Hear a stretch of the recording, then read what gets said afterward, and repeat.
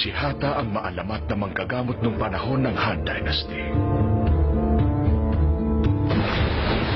Sa loob o labas na sugat, pagkakalason, mga sakit na napakatagal na, lahat ng yan ay kaya niyang gamutin.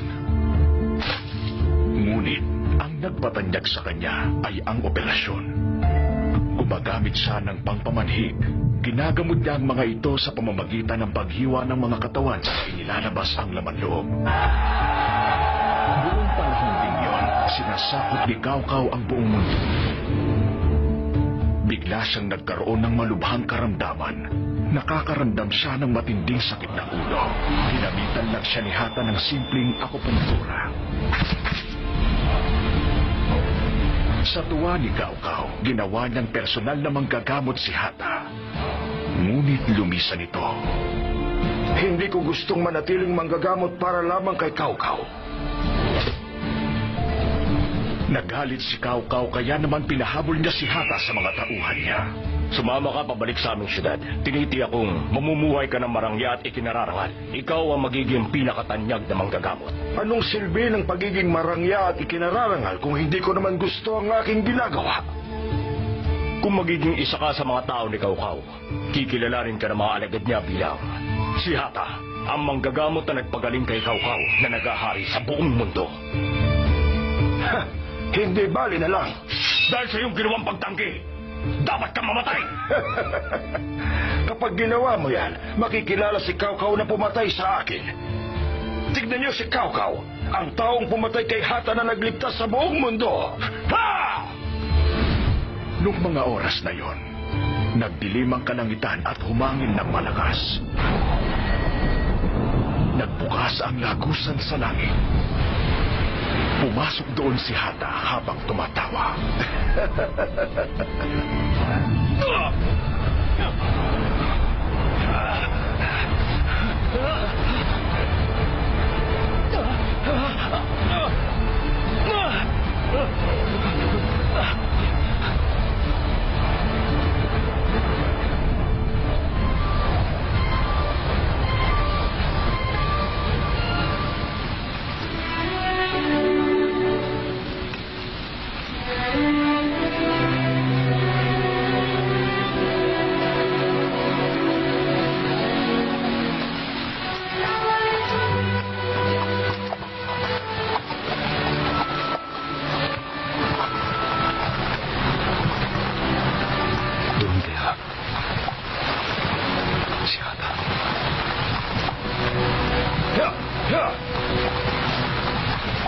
May mga sumusunod sa atin.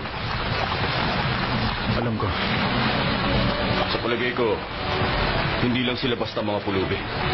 Alam ko.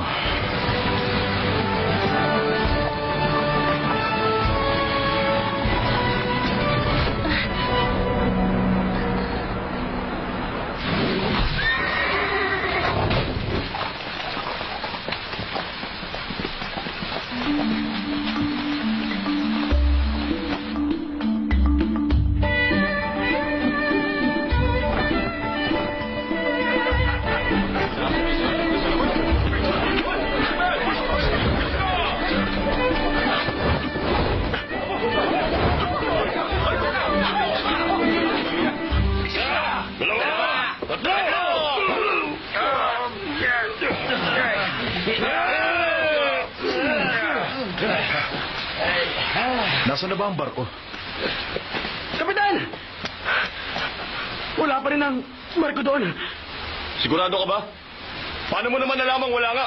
Yun ang sabi nila. Hindi nila matagpuan ang barko na sinasabi nyo.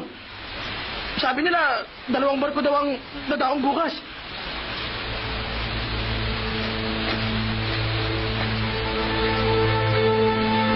Palagay ko kailangan natin magpalipas ng gabi. Bakit naman? Ano ibig mo sabihin? Kung tatawirin natin ang ilog na yan, makakauwi na rin tayo. Gawin mo kung Please like and subscribe to Master V Vlog. Thank you for watching.